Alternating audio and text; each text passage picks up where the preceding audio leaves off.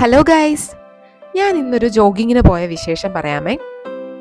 ഈ തണുത്ത കാലത്ത് രാവിലെ ജോഗിങ് ചെയ്യുക എന്ന് പറയുന്ന ഒരു പ്രത്യേക അനുഭവമാണ് കേട്ടോ. എൻ്റെ ഡ്രസ്സൊക്കെ കണ്ടാൽ തോന്നും പ്രൊഫഷണൽ ആണെന്നല്ലേ. സത്യം പറഞ്ഞാൽ ഞാനിത് ആദ്യമായിട്ടാണ് ജോഗിങ്ങിന് പോകുന്നത്. മഞ്ഞ് വീഴ്ച ഒന്നുമില്ലാത്തൊരു ദിവസം നമ്മുടെ ബുർഗൌഷ്ലൊസിൻ്റെ സൈഡിൽ കിടക്കുന്ന കാട്ടിലൂടെയാണ് യാത്ര. ഇപ്പം സമയം ഏകദേശം 10 മണി ആയിട്ടുണ്ടേ. ഒരുപാട് പേര് ഓടുകയും നടക്കുകയും ഒക്കെ ചെയ്യുന്നുണ്ട്.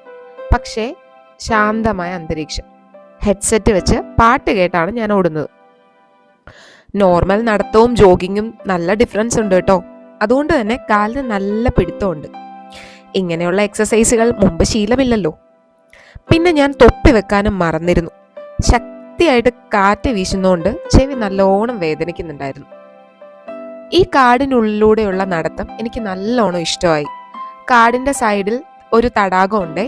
അവിടെ ഇവിടെയൊക്കെ ഇങ്ങനെ ഐസ് പാളികളൊക്കെ ചിന്നിച്ചിതറി കിടക്കുന്നുണ്ട്. ഞാൻ അതൊക്കെ കൗതുകത്തോടെ നോക്കി. വെള്ളത്തിനും നല്ല തണുപ്പുണ്ട്. ജോഗിങ് എന്നതിനേക്കാൾ ഉപരി ഈ കാടിലൂടെ നടക്കുമ്പോൾ കിട്ടുന്ന ഒരു വൈബും ഭംഗിയും ഒന്ന് വേറെ തന്നെയാണ് കേട്ടോ. ചില ആളുകൾ അവരുടെ പെറ്റ്സിനെയും കൊണ്ടാണ് ജോഗിങ്ങിന് വരുന്നത്. നോക്കിയേ, അവരുടെ ഡ്രസ്സ് കണ്ടോ, പട്ടിക്ക് പോലും പട്ടുകുപ്പായം. ഈ തണുപ്പിനെ പ്രതിരോധിക്കാൻ വേണ്ടിയിട്ട് കമ്പിളിയോ ചണമോ പോലത്തെ എന്തോ ഒരു മെറ്റീരിയലാണ് ഇട്ടേക്കുന്നത്. ഈ കാണുന്ന സ്ഥലം കണ്ടോ, ഇത് കാനനപാതയിലെ നായകൾക്കായുള്ള പാർക്കിംഗ് പ്ലേസ് ആണ്. ഹുണ്ട് പാർക്ക് പ്ലാറ്റ്സ്. എന്തൊക്കെ സെറ്റപ്പ് ആണല്ലേ. എന്തായാലും 1 മണിക്കൂർ എങ്ങനെ പോയെന്നറിഞ്ഞില്ല. ജർമ്മൻ സംസ്കാരത്തിൽ കാലാവസ്ഥ എന്തായാലും ആളുകൾ jogging ചെയ്തുകൊണ്ടേയിരിക്കും.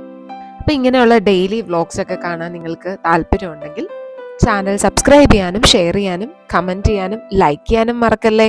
Stay tuned with Malayali from Deutschland. Auf Wiedersehen!